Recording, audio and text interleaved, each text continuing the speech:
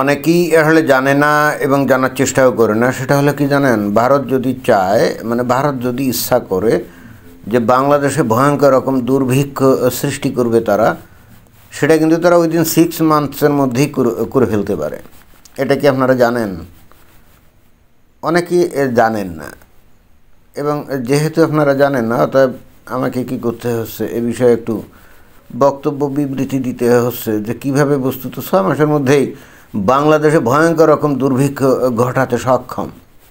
বিষয়টা আসলে এরকম না যে ভারত তার চাল রপ্তানি বন্ধ করে দিল বা গম রপ্তানি বন্ধ করে দিল, পেঁয়াজ বা অন্যান্য কিছু রপ্তানি বন্ধ করে দিল, অতএব এই হেতু বাংলাদেশ মনে করেন যে সেক্ষেত্রে বিভিন্ন দেশ থেকে, যেটা এখন তো শুনি ওই ইন্ডিয়ারই চাল সিঙ্গাপুর থেকে কেনে, আবার ওই যে দুবাই থেকে কেনে। তো অনেকে মনে করে যে হ্যাঁ, ভারত যদি বাংলাদেশে চাল রপ্তানি বন্ধ করে দেয়, সো হোয়াট, আমরা অন্য দেশ থেকে কিনে আনবো, কোনো সমস্যা নাই। কিন্তু মূল সমস্যা কিন্তু ওখানে না।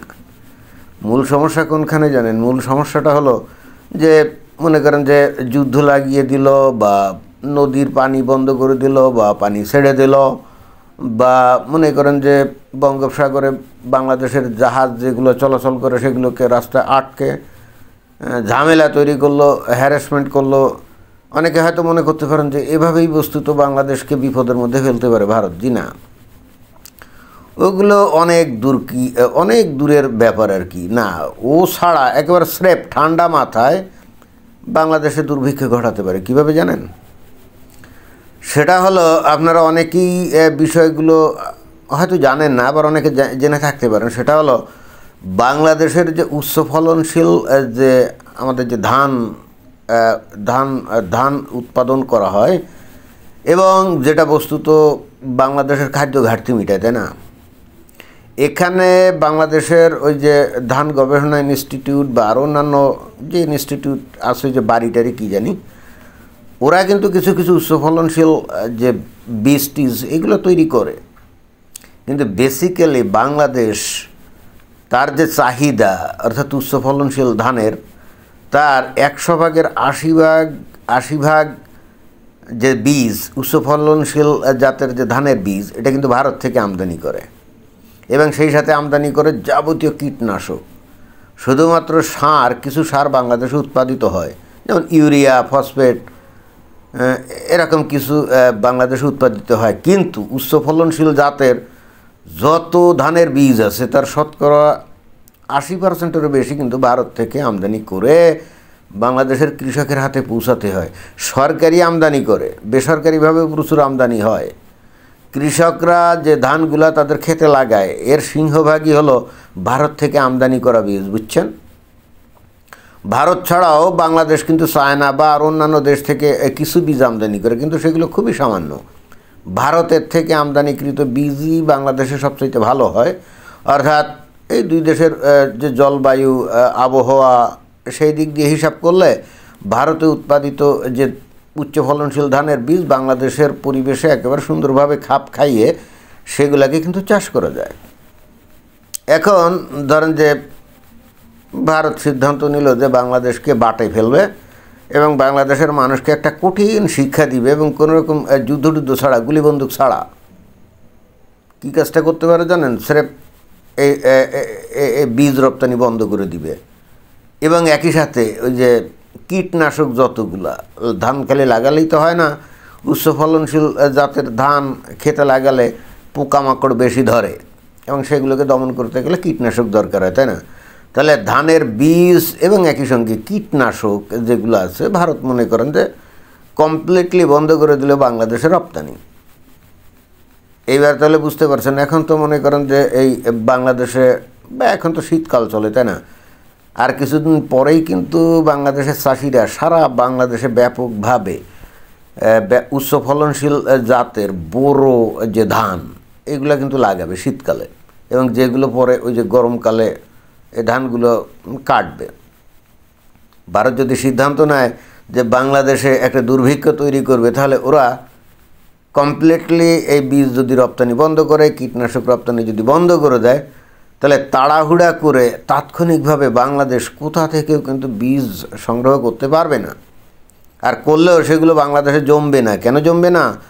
কারণ হচ্ছে মনে করেন চায়না বা ইন্দোনেশিয়া বা থাইল্যান্ড বা মনে করেন যে অন্যান্য দেশের থেকে মনে করেন যে বীজটি আমদানি করলো, কিন্তু মুশকিলটা হচ্ছে ওই সমস্ত দেশের সাথে বাংলাদেশের যে জলবায়ু, মৃত্তিকা, মাটির গুণাগুণ এর অনেক তফাৎ। অতএব ওই সমস্ত দেশের ধান বীজ যদি বাংলাদেশে আমদানি করে তাহলে সেগুলো কিন্তু বাংলাদেশে জমবে না, মানে ভালো ফসল তো হবেই না, মার খাবে। আর বাংলাদেশ এখনও ওই যে ধান বীজ উৎপাদনে একেবারে শিশু, মানে খুব বেশি উৎপাদন করতে পারে না, অল্প কিছু হয়তো করে। তাহলে এবার বুঝতে পারছেন যে কীভাবে ভারত বাংলাদেশকে একেবারে সাইজ করে দিতে পারে একটা গুলি না ছুড়ে। এ তো গেল মনে করেন এই যে মনে করেন যে এইবারই যদি ধানের বীজ যদি ভারত বাংলাদেশে না পাঠায় তাহলে এই যে টোটাল বোরো যে ফসল সারা বাংলাদেশে হয়, কিন্তু বাংলাদেশে এই ধানটা কিন্তু সারা বাংলাদেশের সমস্ত জায়গায় হয় এবং বর্তমানে এই বোরো ধানটাই বাংলাদেশের খাদ্যে যথেষ্ট সম্পূর্ণতা অর্জনে সহযোগিতা করছে বা সাহায্য করে। এখন এই ধানের বীজ যদি বাংলাদেশে না পাঠায় এই ভারত, তাহলে গোটা বাংলাদেশে ধান উৎপাদন কিভাবে ব্যাহত হবে বুঝছেন। আর চাষিরা যে লোকাল জাতের কোনো ধান টান লাগাবে তা কিন্তু সম্ভব না, কারণ অধিকাংশ চাষি তো দূরের কথা, বাংলাদেশে এখন মনে করেন যে শতকরা 1% জায়গাতেও ওই যে লোকাল ধান লাগায় না। সে লাগায় না তার কারণ হচ্ছে তার মানে 1 বিঘাতে মনে করেন যে মাত্র 8-9 মন মনে করেন ধান উৎপাদিত হয়। সেখানে যদি উচ্চ ফলনশীল জাতের ধান লাগায় মিনিমাম 30 থেকে 35 মন ধান পায়। তাহলে কে 7-8 মন ধান পাওয়ার জন্য স্থানীয় লোকাল ভ্যারাইটির যে মানে ধান লাগাবে, কে লাগাবে? আর তাছাড়া এ বীজও এখন নাই। সারা বাংলাদেশে উচ্চ ফলনশীল জাতের ধান লাগাতে লাগাতে এমন একটা পর্যায়ে চলে গেছে কৃষকের কাছে কিন্তু স্থানীয় যে জাতের ধান এগুলো কিন্তু নাই এখন। তাহলে এখন দেখেন যে এই যে বাংলাদেশের থেকে প্রতিনিয়ত হুঙ্কার দিচ্ছে সেনাবাহিনীর অবসরপ্রাপ্ত যে সমস্ত কর্মকর্তা আছে, তারা হুঙ্কার দিচ্ছে K7 সিস্টার্সকে তারা স্বাধীন করে দিবে, ভারতকে খণ্ড বিখণ্ড করে দিবে, মানে এই ধরনের স্বপ্ন দেখছে এবং সেগুলো তারা অত্যন্ত জোরে সোরে কিন্তু প্রকাশ্যে বলছে।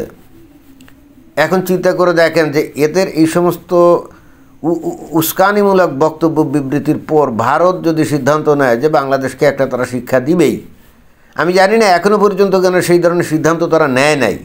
তাদের উচিত আমার মনে হয় যে বাংলাদেশের যে ধান টানের বীজ রপ্তানি করে কিছুটা হলে সরকার ওই ব্যবসায়ীদেরকে ভর্তুকি দিয়ে অন্তত একটা বছরের জন্য হলেও বাংলাদেশকে একটা শিক্ষা দেওয়া, এটা কিন্তু অবধারিত হয়ে গেছে।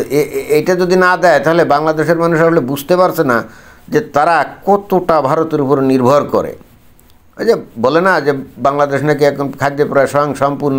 কিসের স্বয়ংসম্পূর্ণ? স্বয়ংসম্পূর্ণ হলে কি আর ভারত থেকে প্রতি বছর হাজার না লাখ টন চাউল আমদানি করা লাগে নাকি? না, লাগে না। তো চাউলও আমদানি করবে, আবার ভারত থেকে ওই ধানের বীজও আমদানি করবে, করে সেইটা দিয়ে বাংলাদেশ বেঁচে থাকবে। এরপরে বাংলাদেশের বিরুদ্ধে বিষোদ্গার করবে, ভারতের বিরুদ্ধে বিষোদ্গার করবে, ভারতকে ভেঙে চুরে খান করে দিতে চাইবে। এই সমস্ত নিয়ে যদি বাংলাদেশের লোকের সাথে কথা বলা, তখন কি বলে জানেন? আমরা কি ভারতের থেকে কি মাগনা আনি নাকি? আমরা তো টাকা দিয়ে কিনে আনি। এই জন্যে ভারতের উচিত কি জানেন, এখন এই যে লম্বা বড় কথা বলে না যে আমরা কি মাগনা আনি নাকি, আমরা তো পয়সা দিয়ে কিনে আনি। তো আপনারা এই 1 বছরের জন্য একটু বাংলাদেশে এই ধানের বীজ বিক্রি বন্ধ করেন, দেখেন কি অবস্থা হয়। এরপর এরা এই লম্বা কথাগুলো বলে কি না। এবং একবার এই বাংলাদেশে যদি এই ধান উৎপাদনের অপ্রতুলতার কারণে যদি বাংলাদেশে মানে হয়, দুর্ভিক্ষ হয়, তখন বাংলাদেশের পাবলিক বুঝবে ঝালে ঝাল নাকি আদায় ঝাল। বুঝছেন? ধন্যবাদ।